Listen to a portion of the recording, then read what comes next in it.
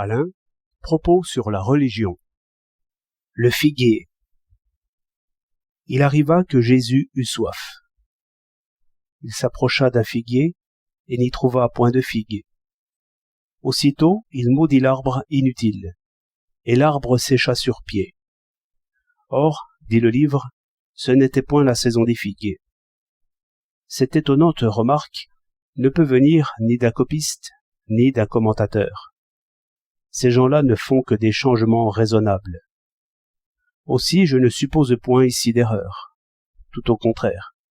En ce terrain pierreux, de telles failles et vitrifications, d'abord inexplicables, me font dire que l'esprit a frappé là.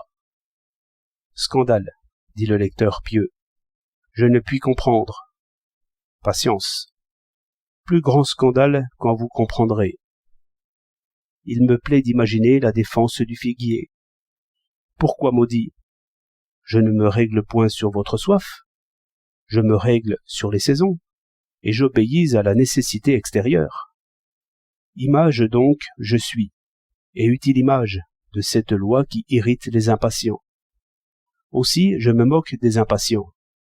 Le même Dieu qui a limité les marées est celui qui a voulu que j'eusse des figues en un certain temps, comme des fleurs en un certain temps. Je suis l'ancienne loi, la loi de toujours.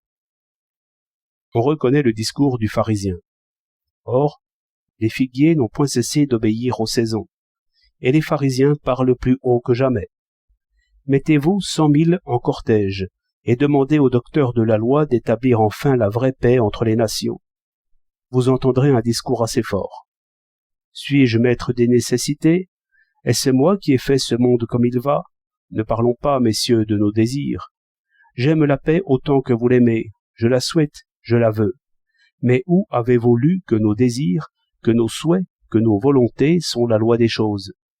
Je ne fais pas de miracle. Quand les conditions d'une vraie paix seront réalisées, la vraie paix sera. Je vous l'annoncerai.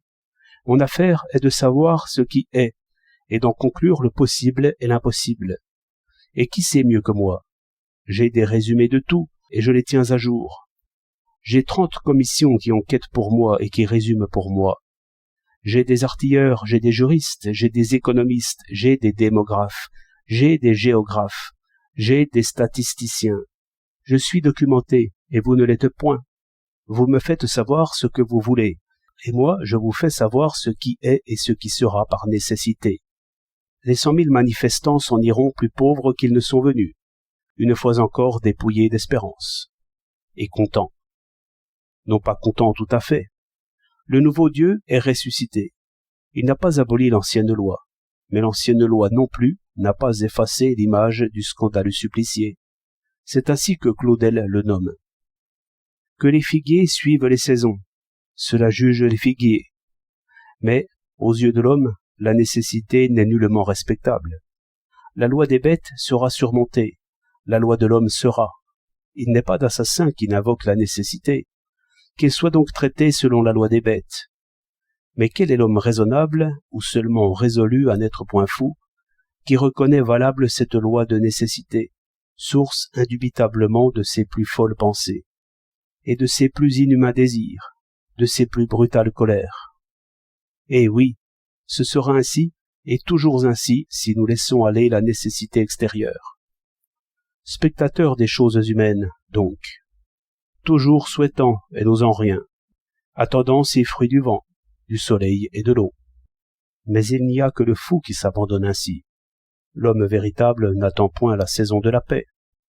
Ce n'est pas entre des hommes paisibles et justes qu'il s'agit d'établir la paix, mais bien entre des hommes aisément furibonds et promptement fanatiques.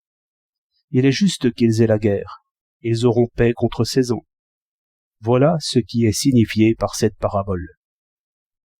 5 janvier 1924.